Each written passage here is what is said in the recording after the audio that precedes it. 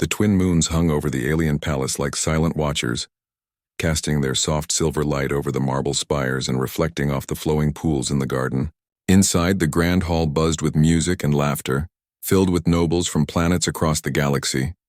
Every eye seemed drawn to the royal sisters, each one radiant and perfect, their elegance and strength displayed in every gesture. All except one. Princess Leora sat alone at the far end of the hall, her damaged leg folded carefully beneath her.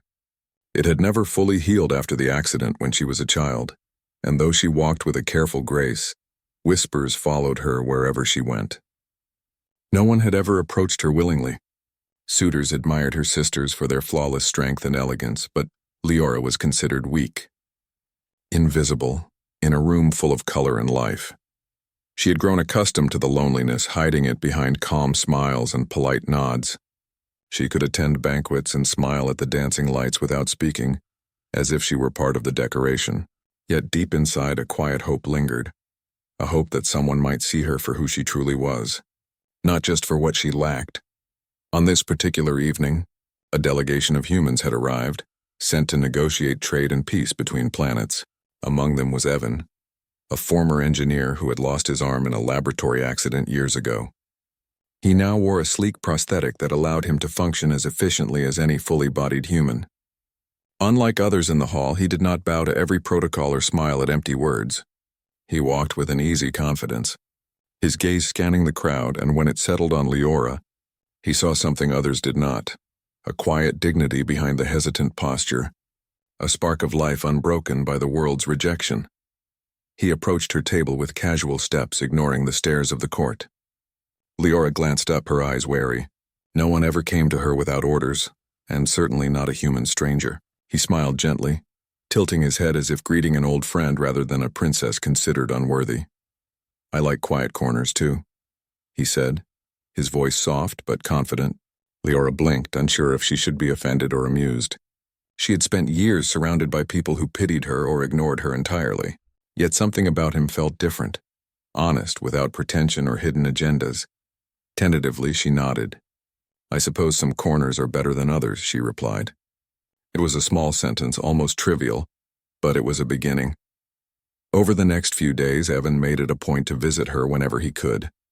Sometimes they spoke in the palace garden, walking carefully along the winding paths and around the fountains. Other times they sat quietly in the library, poring over ancient star charts and sharing stories of their worlds. He never treated her as broken or lesser. He did not comment on her leg or the whispers that followed her.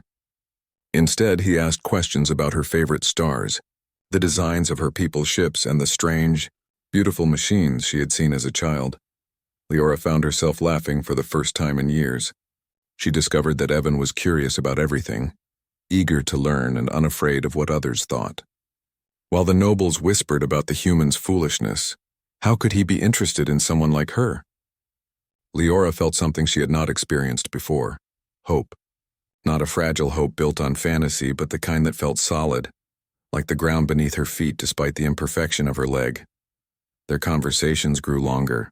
Evan shared stories of Earth and its people, of cities that glimmered like stars on land and machines that could fly to the very edges of the solar system. Leora spoke of her childhood, the accident, and the strict expectations of her society. She never thought anyone would listen without judging, yet Evan did. He listened with care, occasionally asking questions that made her reflect, and sometimes offering gentle observations that made her smile. One evening, as the twin moons rose high and the palace gardens glowed under their light, Evan guided her to a small fountain at the edge of the royal grounds. The water sparkled like liquid silver, and the scent of alien flowers drifted through the air. He stopped and turned to her, his expression serious yet tender. "Leora," he said, "will you mate with me?" The words hung in the air, startling her. She froze, unsure if she had heard him correctly. No one had ever asked her that question sincerely, not with interest and respect, only with duty or pity. Her heart raced and she struggled to find her voice.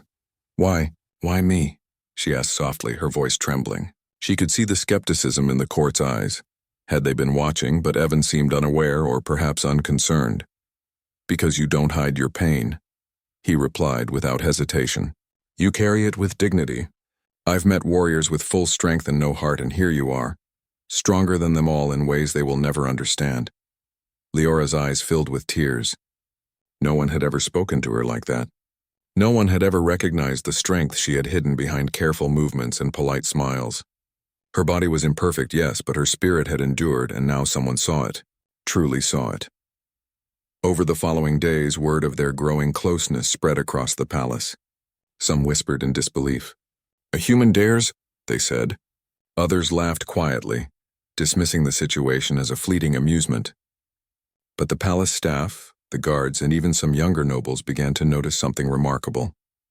Leora, walking taller, smiling more often and engaging with the world rather than retreating from it. Evan did not rush her. He never demanded attention or affection. He simply remained present, showing that he valued her mind and spirit above appearances.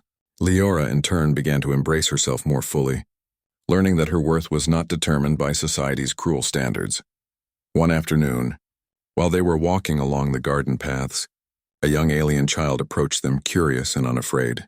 Leora bent down to speak with the child, noticing how easily she could connect with beings who were not burdened by judgment. Evan smiled at her, a quiet affirmation of the courage she was beginning to show. "People will talk," he said gently. "They will always talk when someone does something they don't understand." "I don't care anymore," Leora replied, a hint of a smile on her lips. "Not if it means I can finally be seen." Evan took her hand, not in pity, not in obligation, but in genuine connection. The warmth of his touch sent a spark through her that she had not felt in years. She realized that for the first time, she was living on her own terms, making choices for herself rather than accepting the ones imposed by others. As the moons rose higher, their light reflecting off the palace fountains, Leora looked at Evan and saw not a stranger but a companion, a partner, and perhaps the first person who would love her without hesitation or judgment. She knew the road ahead would not be easy. The court would not welcome this union, and there would be challenges from her own people. Yet for the first time in her life she felt unafraid. Evan looked at her and said quietly, "Whatever comes, we face it together." Leora nodded, her heart swelling with a mixture of hope, courage, and something more profound than she could name. For the first time, she allowed herself to imagine a life where she was valued for who she truly was, a life where she could choose love and be loved in return. And in that moment, under the twin moons and amidst the whispers of a world that had never truly seen her, Leora realized that she was no longer the princess no one wanted. She was someone who could be chosen, someone whose worth could not be denied, and someone who had found a human who dared to ask the question everyone else had feared. The palace, the nobles and the traditions could watch, whisper, and doubt all they wanted. Leora and Evan had begun something far greater than ceremony or duty. They had begun a journey of courage, love, and transformation that would change not only their lives but the lives of everyone who had ever been overlooked or dismissed. And so, in the quiet of the night as the stars shimmered and the fountains whispered their soft song, Leora and Evan stood side by side, ready to face a universe that had not yet learned to recognize true strength, true courage, and true love. The news of Evan's request spread through the palace like wildfire. Whispers echoed down marble corridors, bouncing off the high ceilings carried by servants and nobles alike. Many could not comprehend it. A human from a distant world asking to mate with the princess who had long been considered unworthy. Some sneered. Some laughed. Some were curious. But everyone watched, waiting for the princess to shrink, to retreat into herself as she always had. Leora did not retreat. She felt a surge of strength, a determination she had never known before.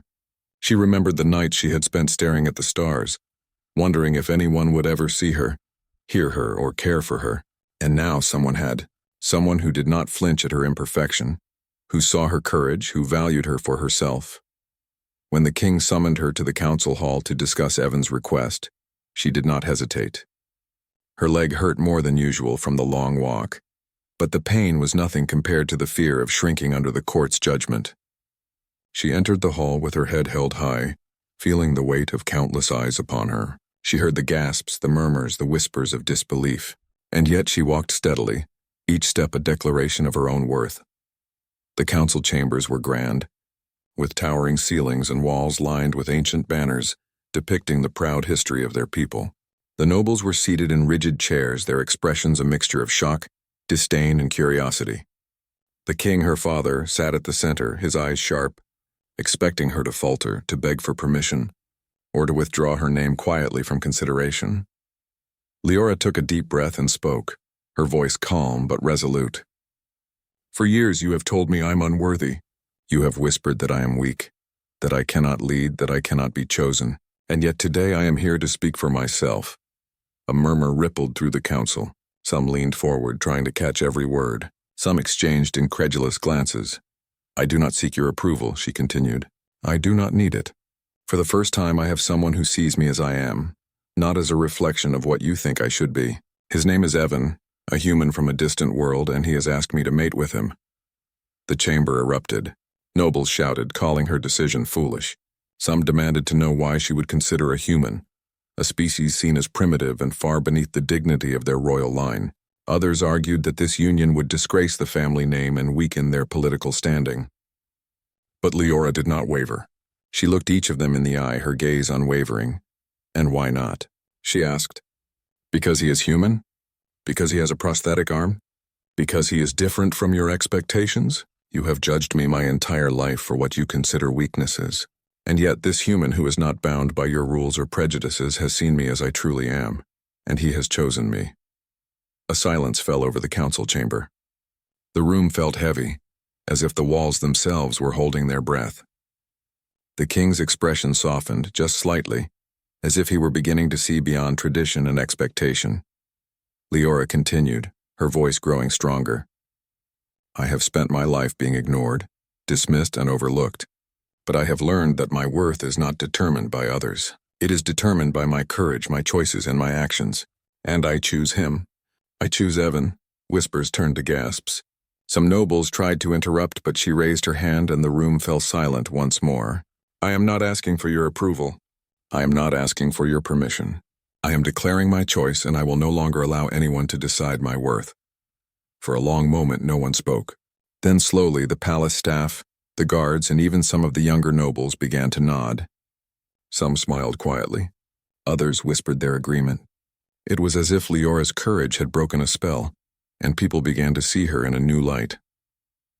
Outside the council chambers, word of her declaration spread quickly. Citizens, servants, and others who had long admired her from a distance were inspired by her bravery.